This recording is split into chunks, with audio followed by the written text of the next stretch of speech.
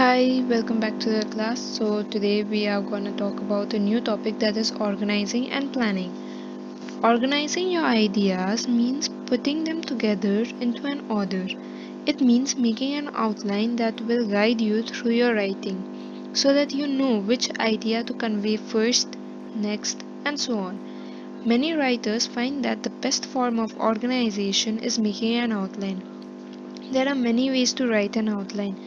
You can make a very sketchy outline that is really just a list of different ideas, then develop the ideas by using full sentences and lots of facts and examples. For the preparation of the outline, you need the steps that are displayed on your screens at the moment. The first one being eliminate unimportant ideas. That is, narrow down to ideas that are specific and relevant to the topic. Next one being group and label your ideas. Organize important ideas into groups. Label each group so that you can be sure that each idea is where it belongs. The last but not the least one being choose an order for your ideas. There are many ways to put your ideas in order, which are shown on your screen. The first one, chronological. Start with the latest information and work backward, or start with the earliest information and work forward. The next one is compare and contrast. Go back and forth between two different arguments, or give all the reasons for one side of the story first, then all the reasons for the opposing view. This form is used to write about ideas that are supposed to present more than one opinion. Order of importance. Start with the most important idea and move down to less important information.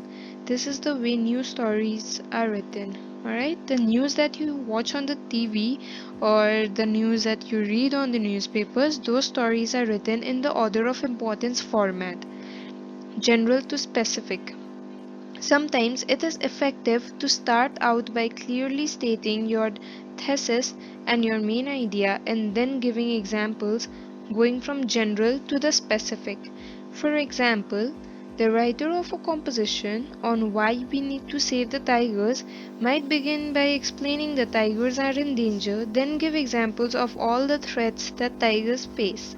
On the other hand, it is also effective to start with the specific and work your way up to the general.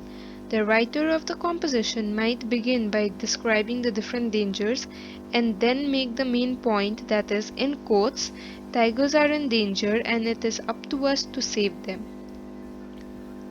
Advantages of making an outline. These are the three advantages that you can see on your screen that for making an outline. Alright, the first one being this form is quick and easy to read. Once you start making an outline, you'll understand that it is really quick and easy to read. The next point is it shows you at a glance what you have to write now and what you need to leave for later. Alright, the last point, it helps you to identify ideas, facts, or examples that you have to include. Expanding the outlines does not mean making every point into a full sentence. It means adding new ideas and making sure that each idea is clear. Remember, an outline is only a guide. An outline is not a composition, it's only a guide. Keep this in mind, alright? So let's look at the organizing patterns. Almost all the composition follow a basic pattern of development. Knowing how these patterns work will help you plan and organize your composition in a better way. On the left hand side you can see the types, and on the right hand side you can see its corresponding organizing principles. So for the type narrative, that is how something happened, the chronological order organizing principle is used. For the second type, that is comparison and contrast, that is how two things are similar, that is alike or different. The organizing principle is comparing one whole thing with another, or point by point comparison. The type cause and effect, that is how one thing affects something else. Its organizing principle is identifying the cause and then exploring its effect, or identifying the effect and then explore causes. Alright, and then the type of argumentative, that is how a position or an opinion can be asserted and supported.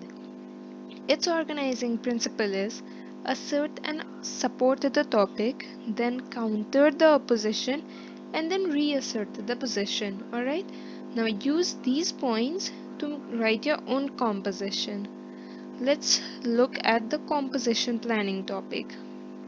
In order to write a good composition, you should first find a theme or topic which sums up what you intend writing about, and then make a plan. This will help you write logically and ensure your composition has unity, coherence, and emphasis. Alright? The topic outline. The writer's point of view is given in the introductory sentence, that is called the theme. The introductory sentence is known as the theme. The topic outline consists of the main heading and the subheadings, showing the important ideas and their relation to one another. The outline for the composition should be logical and concrete. An example of an outline is given here, that is city life. The theme you can see here, that is city life today is increasingly becoming worse and will eventually destroy the inhabitants. Alright, so heading here under the introduction body is city life is this three word is the heading. Alright, and the subheadings are noisy and fast paced. So under the noisy subheading, we have three illustrations, that is vehicles, traffic jams, restaurants, entertainment spots open 24 hours, and houses overcrowded and not soundproof. The next subheading is fast paced. People bent on making money and ruthless in this pursuit. And the next illustration is overconsumption is main obsession. So by now I hope you understood what is a theme, what is a heading, and what is a subheading. Alright, the theme here was the topmost statement. The heading was city life is. The subheading was noisy and fast paced. The others were the illustration of the subheadings. Alright, now let's look at the development body. The heading is city life creates. Its first subheading is social friction, that is its illustration coming is competition between people for jobs, houses, and opportunities. Next subheading is social alienation. Its illustration is loneliness and jealousy due to competition among people. The next heading being is city life destroys the inhabitants by subheadings noise, pollution, causing stress.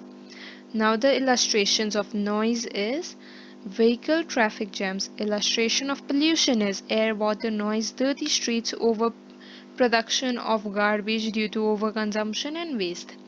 The illustrations of the subheading causing stress is emotional and mental problems, family breakups, alcoholism, and drug addiction. Alright. The next heading, this is also under the development body only, alright?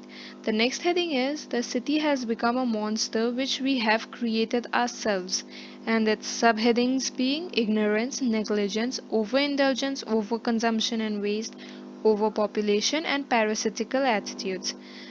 And under the conclusion body, the heading is the city will eventually destroy us by the subheading being pollution and stress. Alright. With all the blueprints that I specified, I hope the concept is clear to you all. Now let's see how we use this blueprint into our practical compositions. Alright.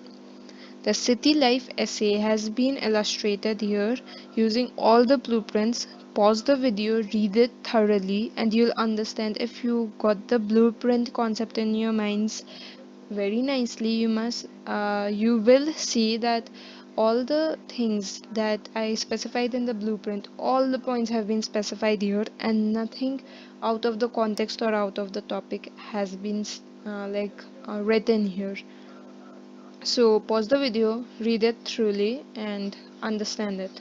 Alright, so yeah, that's it for today.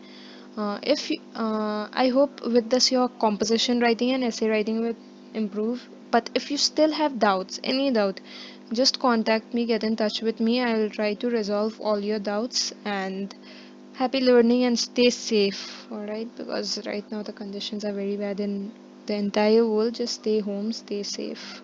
Thank you for joining in.